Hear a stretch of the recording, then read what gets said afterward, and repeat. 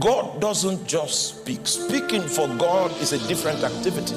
Speaking for God is walk. That's how God walks. So if God has spoken, God has walked. And anytime, are you there? Anytime it is hard to get God's mind, to secure God's heart, those are the seasons where we call dark. Somebody asked me yesterday, say, I've been to that place. So how were you able to manage the embryo in the face of stark realities? If you don't lose touch with God, God will be encouraging you by himself. He will be encouraging you. He will be, there's nobody that encourages like God. Ooh. He knows where you are discouraged. Sometimes he will even stretch you beyond your elastic limit so that you will be discouraged. And then when you become discouraged, he will not. It will be easy.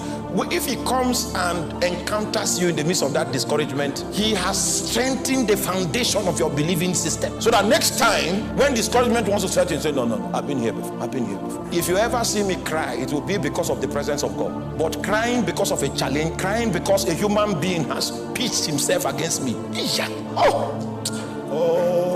We are not fighters, but in the face of opposition, fight someone else. It will not end well.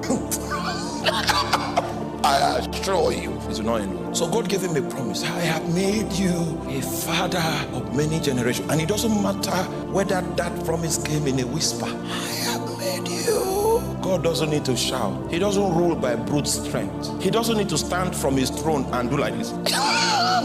All he needs to do is to speak. He rules by decrees. So even though the utterance is faint, all of God is traveling with those words. So God gave him a promise. The reason why the promise meant anything to Abraham at all was because Abraham knew God. And then the depth of revelation that Abraham had about God was also revealed in that scripture. Previously, God had introduced himself to Abraham as a God that quickens the dead, as a God that calleth those things that be not as though they were. And that introduction kept going on and on until Abraham accepted it.